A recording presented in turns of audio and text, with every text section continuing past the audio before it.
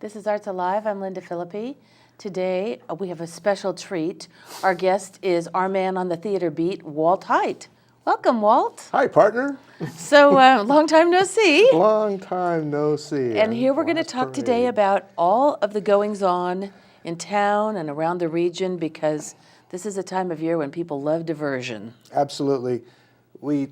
You actually talk a lot about what's going on down here at Gallery Theater, but there are also a number of other local venues where plays are being staged, both here in McMinnville and in the local, let's call it the regional area, and I've been to a few of them lately, and I'm here to report what's going on at some of these other theaters. Okay, great. But maybe if we want to start maybe just with the local area. Sure. And now I brought, of course, a list, so I will ask you to go grab a pencil and a piece of paper and prepare to jot down some valuable information that I have here about all the different shows that are going on stage in McMinnville and around the area. So I'll try to go at a methodical pace here so that we don't, have people going, well, what did he say?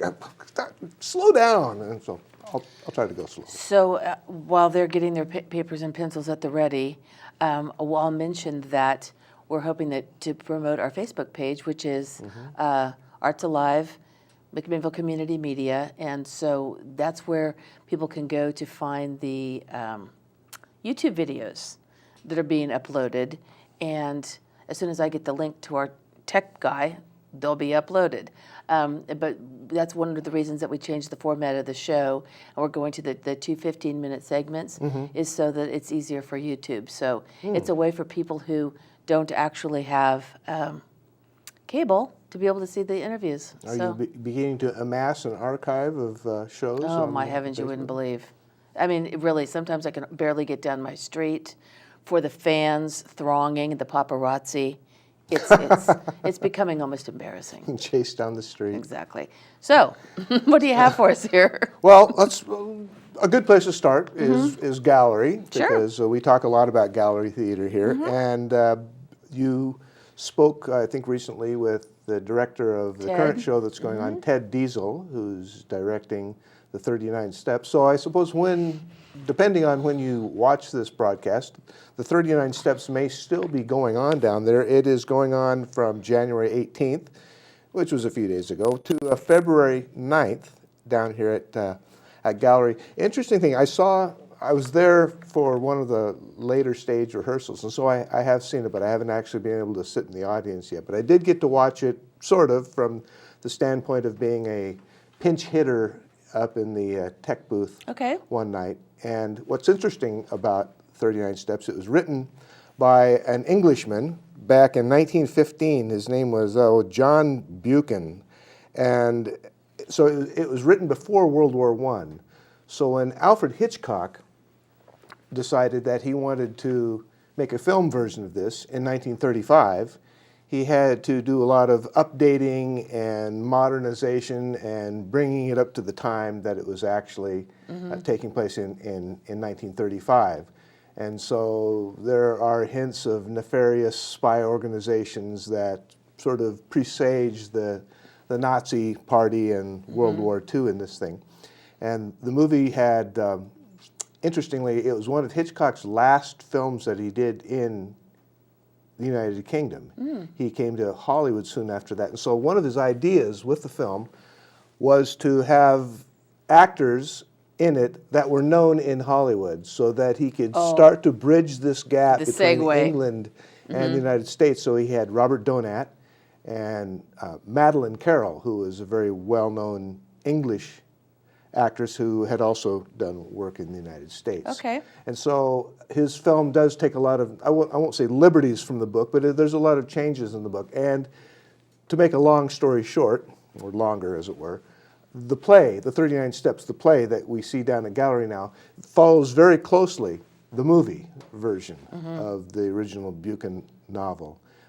Very, very closely, in fact, right down to the handcuffs and the hotel and the spies, and it's interestingly, Ted, I'm sure probably talked at length about it, but it's done in a very tongue-in-cheek manner, and there are 4 very capable people in the cast. So I strongly recommend it if you have a chance to go see this. It's a wonderful. It's about a 2-hour, 2:15. So it's a nice show that goes about the right length and is very. You know, we were there opening night, and it's funny because there were a few people in the. I mean, it's in the Arena Theater, so it's not a big crowd. It's a very intimate experience, which is nice.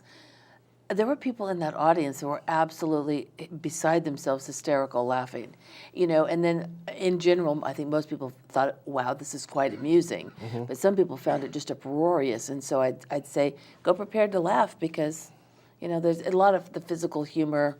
There's some in particular moments there, like when the two are in the handcuffs. There's a scene that's really funny. So that's the marvelous thing about the Arena Theater is that there's no bad seat in the house. You're up close and personal, and so you get to see the actors very, very intimately. And so something that you might miss if you were sitting in the back row of the main stage, you're going to see in that's really here. true. Yeah. And conversely, when you're on stage in the arena, there's no place to hide. There's no place to take a quick vacation, as it were, which might happen every now and then on a big show that's on the main stage. You can say, well, no one's looking at me. I'm going to take 15 seconds off here. Can't do that in the arena. No, not at all. So it's a wonderful show. It'll be followed by Quilters, and I'm sure you'll be talking to the director, Carolyn McCloskey, about that as it comes up.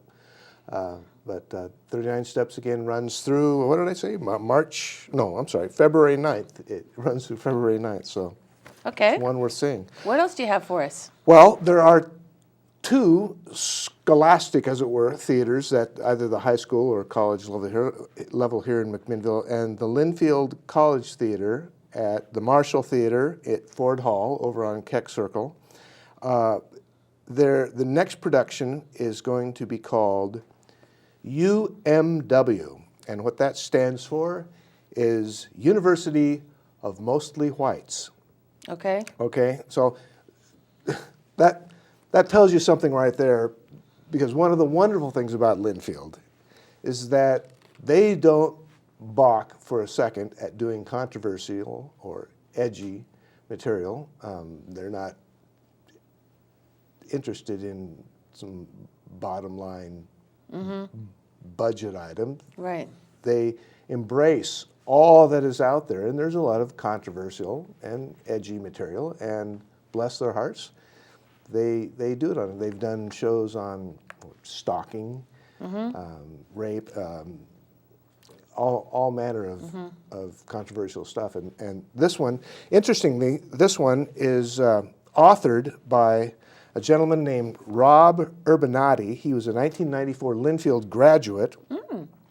And this is going to be the world premiere of the play, wonderful. UMW, University of Mostly Whites. It's commissioned by the Linfield Lacroutes Arts Series, which obviously is founded, sponsored by our good friend and champion of all things theatrical, Ronnie Lacroute, I would imagine. Of course, yes. And it's actually going to be directed by the playwright who is going to come out here on a visit during that time and direct the premiere of his own play. And what are the dates? The dates are going to be March 19th through the 22nd, again at the Marshall Theater in Ford Hall, which is located on Keck Circle, right there on the edge of the Linfield campus. Here's a brief synopsis of the play, all right? All right. At a small, mostly white university far from the nearest city, a racist video posted by a student brings hidden bigotry to the surface. In an effort to increase diversity, the school has recruited minorities from across the globe. Despite the best intentions, the challenges of a forced melting pot come to a boil in this sharp social satire about stereotyping, bigotry, and college life. Okay. So that sounds like a lot of fun. I mean, if there's a satire going on, I'm the first one in line. A little more about Dr. Urbanati. He's a freelance director and a playwright based in New York City, and is director of new play development at Queen's Theater in New York, where he curates the Immigrants' Voices Project. He was in residence at Linfield in October of 2012 and will return for a week each in February and March of 2013.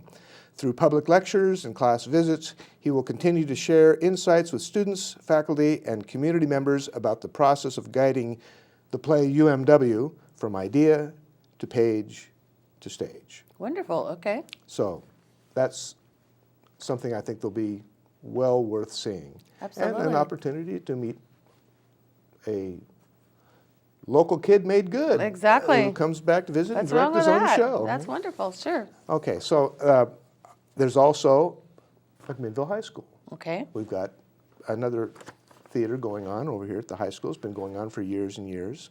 They have a new drama teacher over there, and her name is Bethany Mason. Okay. And I spoke to her, and they're going to be doing a show that is called Almost Maine.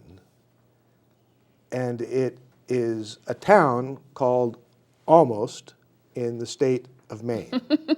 Okay, so it's Almost Maine. The author of this, the playwright, is John Cariani. And now John Cariani is actually an actor. He played Julian Beck on Law and Order, if you happen to be a Law and Order fan. And he was also Model the Tailor in Broadway's 2004 revival of Fiddler on the Roof. There we go. For which he was nominated, but did not win the Tony Award. Okay. So he's also a playwright, and he's written this play, and according to the research that I did, it's the first play that he wrote. The Almost Maine consists of 9 vignettes about the many forms that love can take in a small town called PG, I hope. Almost Maine. Okay. So I'm high school, mini form.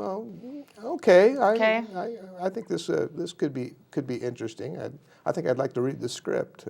Maybe, yeah, for sure. She has incorporated 19 actors. Great. All playing different roles, and once they're in one vignette, you never see them again. Okay. So that's good for at the high school level especially, because you want to attract family, parents, grandparents, aunts, uncles, cousins. That's a pretty good sized theater to fill. It's a pretty good sized theater to fill. What does it seat, like 400? Something like that, yeah, 350, 400 like that. So it's nice to have a large cast. Sure. Which was historically done in a lot of shows. They would add just extras on there just so that, more aunts and uncles and moms and dads came to the show. Of course. And so it's, and we don't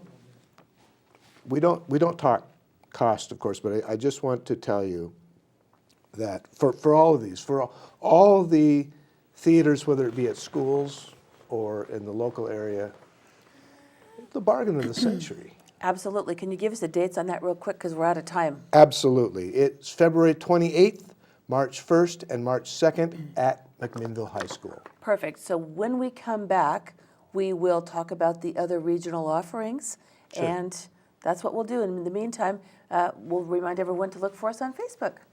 Arts Alive.